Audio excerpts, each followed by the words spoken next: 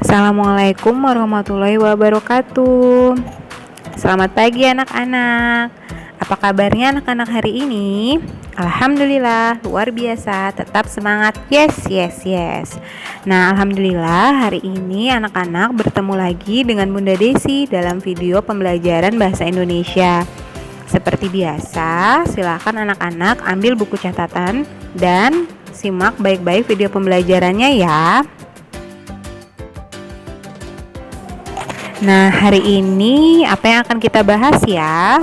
Apakah ada yang tahu?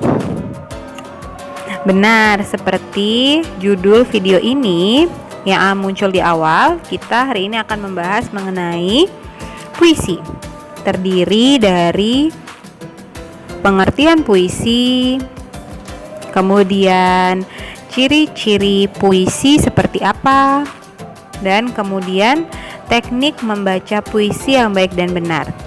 Apakah anak-anak sudah siap untuk menyimak? Oke, kita akan mulai dari pengertian puisi. Apa itu puisi? Apakah anak-anak pernah mendengar sebuah puisi atau anak-anak pernah membaca puisi? Nah, puisi itu merupakan sebuah karya sastra Indonesia yang menggunakan kata-kata yang indah dan penuh dengan makna. Puisi berbeda dengan cerita, berbeda pula dengan artikel atau bacaan yang sering kita baca. Apa ya perbedaannya? Nah, untuk mengetahui perbedaan puisi dengan cerpen atau karya tulis yang lain, mari kita sama-sama cermati ciri-ciri puisi berikut ini.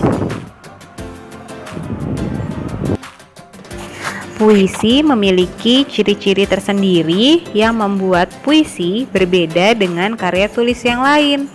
Nah, ciri-ciri puisi antara lain sebagai berikut.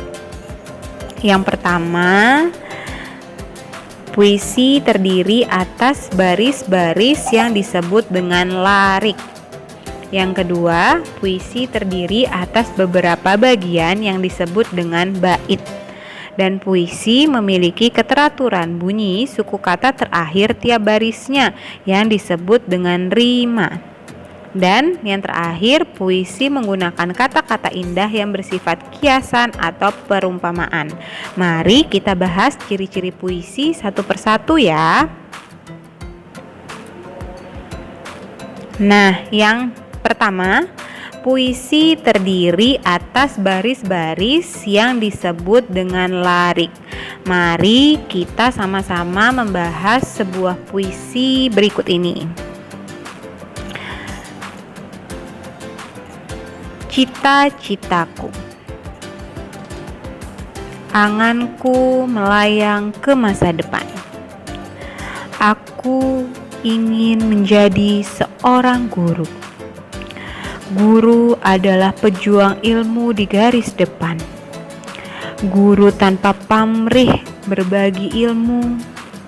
Aku akan berusaha mencapai cita-cita. Takkan lelah aku mencari ilmu. Tak akan aku berpangku tangan saja demi tercapainya cita-citaku. Nah, di sini kita lihat kalimat pertama bersama-sama ya. Anganku melayang ke masa depan. Nah, kalimat tersebut berhenti sampai di situ dan tidak dilanjutkan lagi. Satu kalimat itu ditulis dalam satu baris saja. Lalu, kalimat berikutnya ditulis di baris selanjutnya. Nah, ini menunjukkan bahwa puisi terdiri dari baris-baris, di mana di satu barisnya hanya ada satu kalimat saja.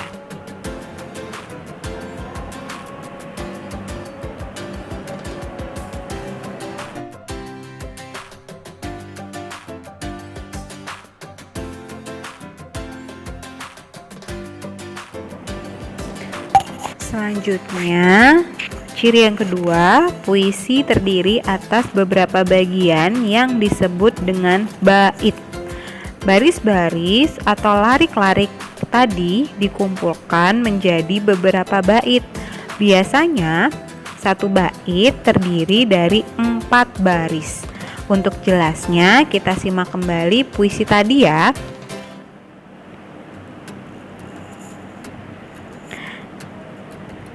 Nah, kita lihat baris demi barisnya.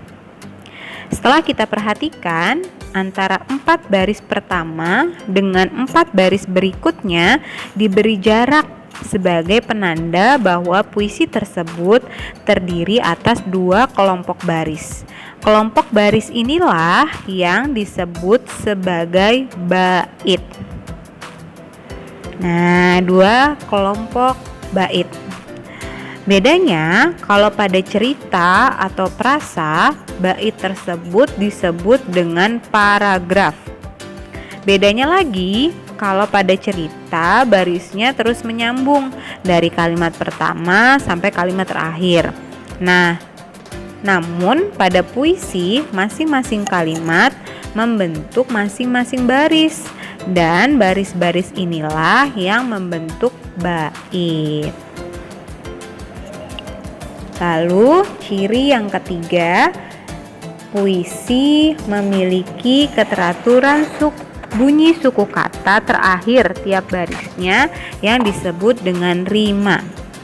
Mari kita kembali memperhatikan puisi yang tadi.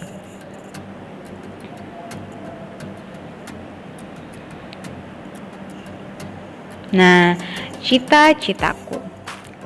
Kita baca baris pertama ya. Anganku melayang ke masa depan. Kita lihat suku kata terakhir pada baris tersebut. Ada huruf apa di situ? Ya, ada huruf A. Berarti rimanya adalah A. Kemudian kita lihat baris kedua.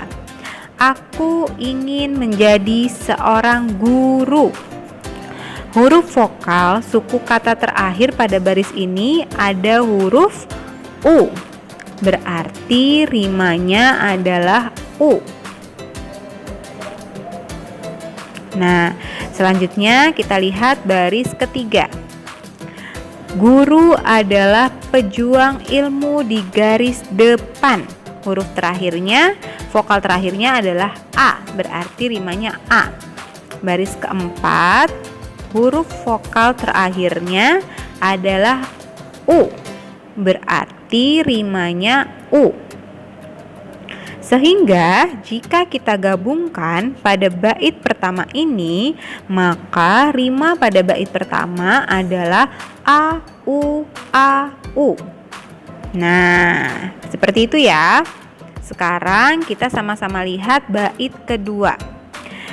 Kalimat pertama pada bait kedua, huruf vokal terakhirnya adalah A.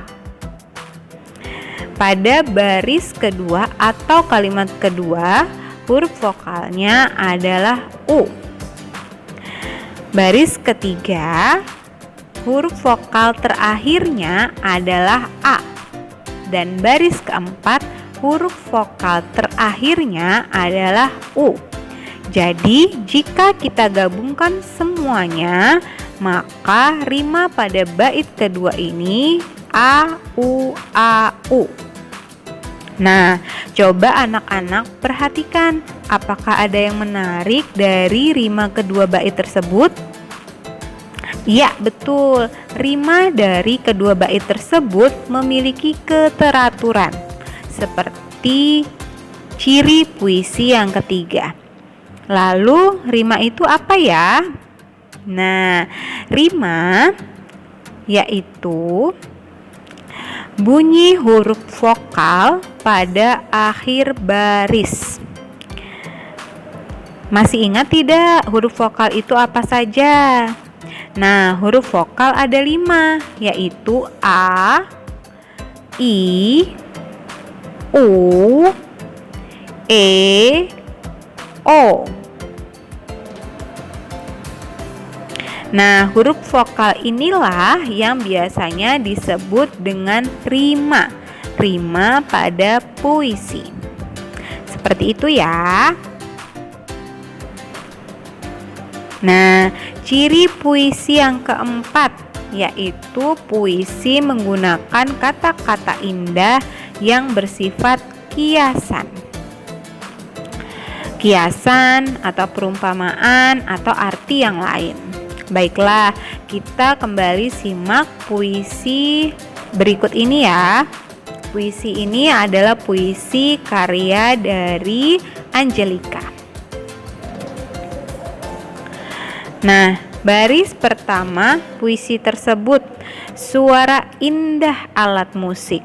Nah, pada kata tersebut dituliskan kata indah. Maksudnya adalah alunan musik tersebut terdengar merdu. Jadi kata indah di sini artinya merdu. Selanjutnya kita lihat baris kedua, alunannya tenang mendayu. Nah, maksudnya di sini suara musiknya pelan tetapi masih enak didengar. Nah, kita lihat baris ketiga, seakan selalu berbisik. Coba anak-anak simak. Betul tidak kalau alat musik bisa berbisik? Padahal yang bisa berbisik dan berbicara itu kan manusia saja ya. Mana mungkin alat musik bisa berbisik? Nah, inilah yang disebut dengan kiasan. Kiasan yaitu perumpamaan benda mati seolah bisa berbicara seperti manusia, atau maksud dari kalimat tersebut bahwa alat musiknya bisa terdengar, bukan benar-benar bisa berbisik ya. Lalu kita lihat kalimat terakhir, aku selalu ada untukmu. Maksudnya adalah menghibur. Nah, maksud di sini aku selalu ada untukmu ini adalah menghibur. Nah, sudah jelas ya di bait puisi ini ada kata-kata indah, tenang mendayu, berbisik, dan selalu ada untukmu. Semua kata-kata ini yang dipilih adalah kata-kata yang indah, kata-kata kiasan, dan bukan kata-kata yang sebenarnya, melainkan kata-kata yang memiliki makna yang lain. Jadi, puisi menggunakan kata-kata yang indah. Nah, selanjutnya kita sudah belajar pengertian puisi. Kita sudah belajar ciri-ciri puisi. Selanjutnya apa lagi ya? Nah, selanjutnya kita akan mempelajari cara membaca puisi yang baik dan benar.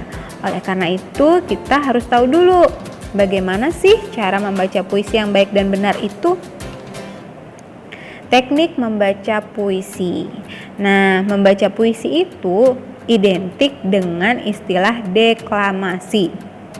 Sedangkan orang yang membaca puisi dengan cara deklamasi disebut dengan deklamator. Jadi, orang atau deklamator yang mau mendeklamasikan puisi harus menghafalkan dulu puisinya. Nah, deklamasi itu adalah salah satu cara membaca puisi tanpa menggunakan teks puisi. Jadi seperti kata Bunda Desi tadi, deklamatornya harus hafal dulu puisinya seperti apa.